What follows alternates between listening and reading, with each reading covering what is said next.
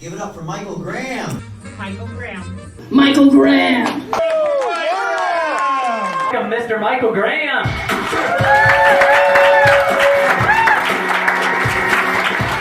Here for Luke, ladies and gentlemen. He almost was late tonight. He got trapped under a weighted blanket.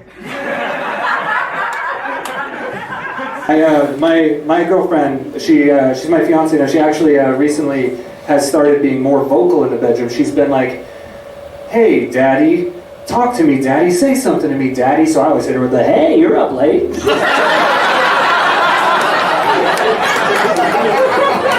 And there's one thing that I've noticed about you Buffalo people, and that's that you all drive like total cunts. You know, the thing I notice about the word cunt is that the people that are most offended by it are also the biggest examples of the word. My name is Michael Graham, and I'm from exotic Winnemucca, Nevada. The nation's #1 destination for becoming a stepdad. We're also the inventors of the breakfast in bed with a side of methamphetamines. We call it methamphetamines in bed. So growing up in Winnemucca, there was always that guy down the street. Well, you guys have guys down the street here too. They're like neighbors or whatever. We had this one guy that was like making his house out of bees, and not like crushed up dead bees. That wouldn't work good, but like the hives, like those were his walls. And he actually got arrested because it turns out you can't have like pictures of kids in their underwear in your house. The bees were just like a distraction or something. I don't know. At work, I walked into the bathroom and my boss was going at the urinal, and I got scared. So I like tried to sneak behind him and hide in the stall. And I'm pretty tall, so I was like crouched down because for some reason I'm like oddly attracted to him. About that if I stood next to him. So the hiding was good, and I was like, "Oh my God, what am I doing hiding?" It's because he has a prettier dick than me.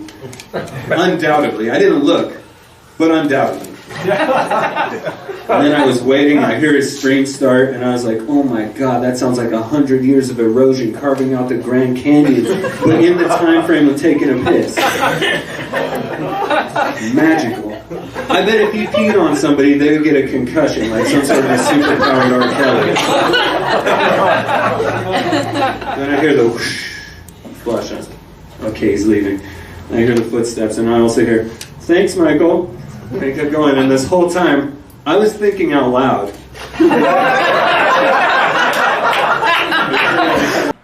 So I'm actually feeling really vulnerable tonight, right? Like, I have a lot of these insecurities that are coming up. My voice is cracking like crazy. And I'm really jealous of my dad, because he was telling me that when he was a kid in a swimming pool, he got his dick pinched by a city councilman. Yeah. And I'm not jealous of like the statelyhood or whatever that guy's stat is. I'm just jealous that my dad learned how to swim. Forgot the next part, but I'm just also jealous of my girlfriend because she finished college and I didn't. That's what it was. It was a segue into the next joke. So I'm jealous. My dad got his dick pinched by a city council person, learned how to swim. I got my ass spit in by a librarian, and I still can't read any better. Did everybody have a good Halloween? Yeah. I didn't. Here's what happened though. I'm just stuck at home giving out the candy and stuff.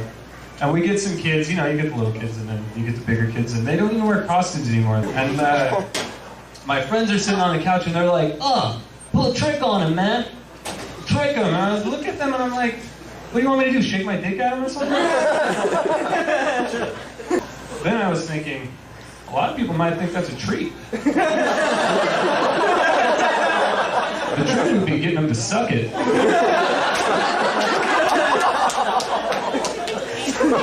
So it's Christmas. And I've been noticing something these past couple of years is that I've been thinking about it a lot lately is why did we give Santa a wife? She doesn't really do anything. He's not lonely. He's got an army of elves and talking reindeer. The only reason he has a wife is so we can sexualize Santa. It's weird, right? If every time she's shown in any media, she's like winking at him or standing on the mistletoe, like underneath it, and she's like, "Hey, "You know what's happening after you fly that sleigh around, Santa." And that's all she ever does. And I bet Santa's a real freak too. Like, I bet he loves it when she's stepping on that red magical sack of his. Or when she's grinding up and down on that North Pole. Or they get really freaky and he takes her out to the stable. And then Santa's in the corner while he's getting cucked by one of the elves. It's just going to town on Mrs. Claus's old stocking and her vagina. And he's just sitting there rubbing his little candy cane. Belly shaking like a bowl full of jelly. And his cheeks get rosy and red, and it gets that twinkle in his eye, and then he lets it snow all over Dancer and Prancer. He's making a white Christmas for everyone. God, I had a really bad Valentine's Day once. I made some chocolate strawberries, and the date was like, "Oh, I don't want these, and I don't like you." So I ended up giving them to my mom. Yeah. And even she was like, "You're kind of a loser," and then she went and blew my dad. So I heard a new term today from Chasen. He was like, I was watching some revenge porn, and I was like, what is that? What is revenge porn? Have you guys heard of this? Is that where you fuck the guy that killed your dad and filmed it? Right now, I'm just going to introduce you to our host of the roast, Michael Graham.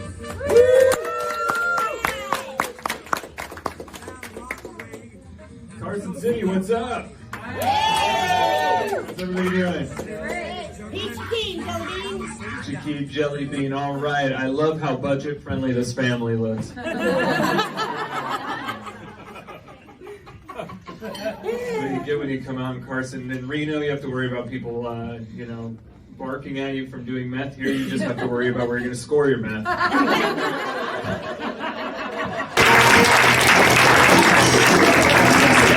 Keep it going for Steven Dente.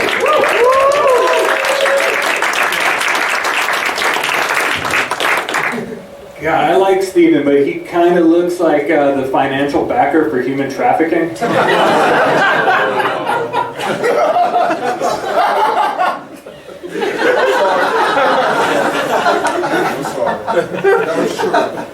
No, he's a really good guy. He definitely has never killed anybody before. All right, you guys, let's keep this show going. We have a special guest, actually. Our next comic dropped in. He's all the way from Chicago. Let's start making some noise right now for our friend William Woods. Yeah,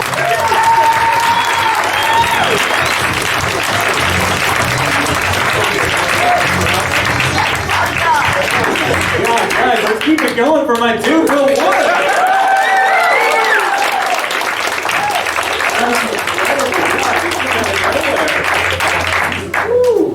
Guys, talk about snowboarding. I agree. You definitely have to be part of the mountains, because the only time I ever went snowboarding, and after that introduction, he can attest to this, I left one of my ass cheeks at the top and came down going 101.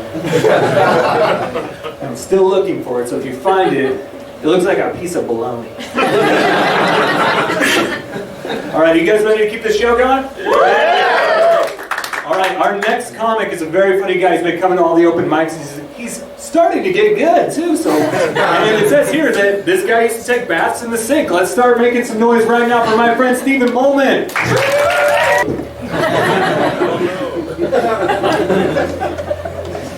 So I'm single now.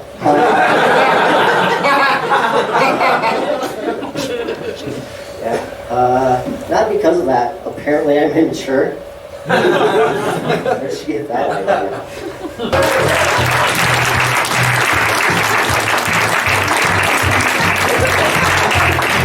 Yeah, that's Stephen Molman, everybody. Stephen was talking about being immature, but I think we can all agree he's premature, right?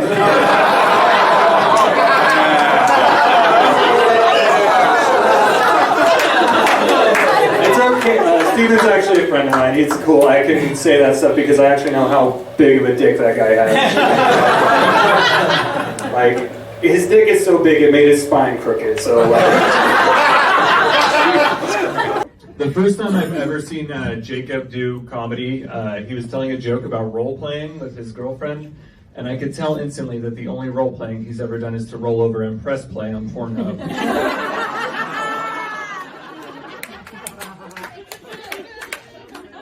Yeah, that's funny, huh? Jacob, you look like every character in Scooby-Doo ever mashed together tonight.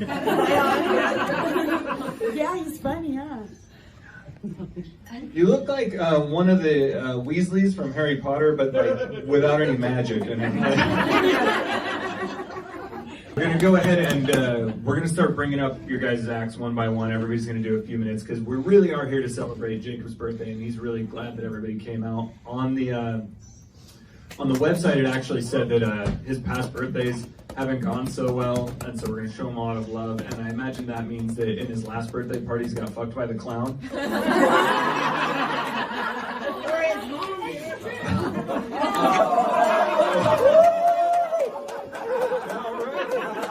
Or it's not good. We thought that the red hair was genetics, but it's just clown goo. All right.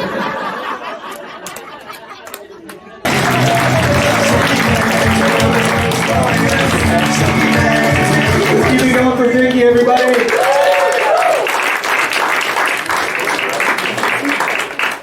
What can you say about Vicky? She's so sweet and wholesome, but I know that she's going to grab Stephen Molman and use him as a dildo later.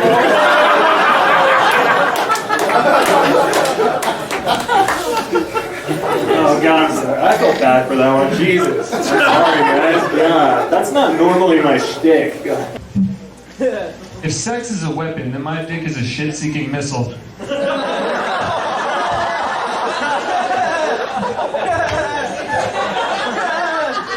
And that was great, right? I see a lot of young faces in this crowd. That's what happens when you drink too much. Melody, man, you look like an out-of-work birthday party magician. That's what I thought you were here for. I thought you were going to make balloon animals with the vest. Well, I mean, balloon animal right here. Yeah. Yeah, and all this talk about like recovery and like, are you walking backwards on the steps or? And Jacob, what is this about you being in recovery? You're on the baby steps? Jeez. All right. Well, anyway, let's keep this show going, right? Yeah. How's everyone doing?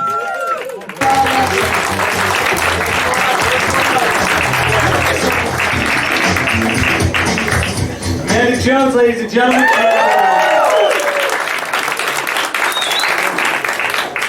Yeah, she was talking about tax breaks and being from a broken home. I was from a broken home, but they stayed together for the tax breaks. And when my dad wore skinny jeans, all I could do is look at that diabetic compression sock in his pants and get freaked out. My dad's dick looked like a python that died shedding skin.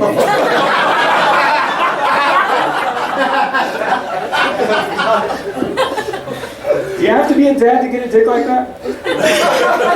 Is that the secret? And also, bionicle porn? I had you hit as a Beyblade guy myself. I thought you liked being in the dark, letting it rip, you know? They just met recently. They go to what's the deal with your school? My school is a publicly funded native private school. Okay. So, all right. So, what you're missing in education, he has all of it. He's getting fucked by just as many teachers, but at a higher reading level. So.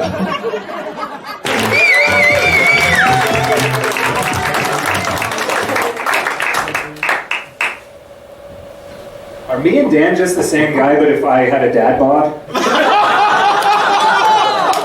Let's make some noise right now for my friend Will Constantine. Good Lord, God, these back-to-back roasters, you guys are vicious. God, I swear I'm gonna stop fucking Luke as soon as his baby teeth all fall out.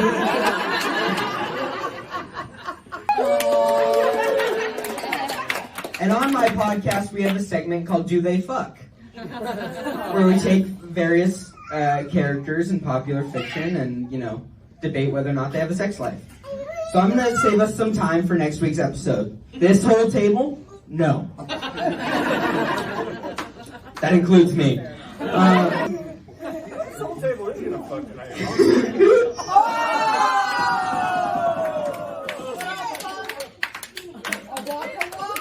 February, and it like something kind of angers me only in February, and it's about bisexuals.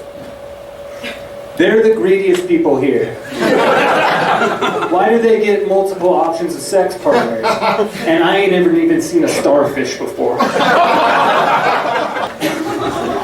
But it's cool, now I'm engaged, so everything is cool. My fiance actually, she once told me, she was like, I'm gonna love you for all time. And I was like, that's really nice, all time? Even the past? Would you go back in time and have sex with me as a 15-year-old? And she was like, no. And I was like, it's okay, nobody would believe me. Technically, you'd go to a different school.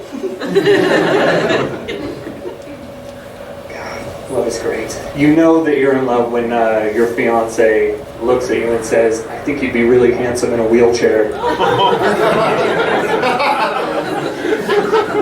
And that's what you get for meeting your fiance on Reno's Craigslist.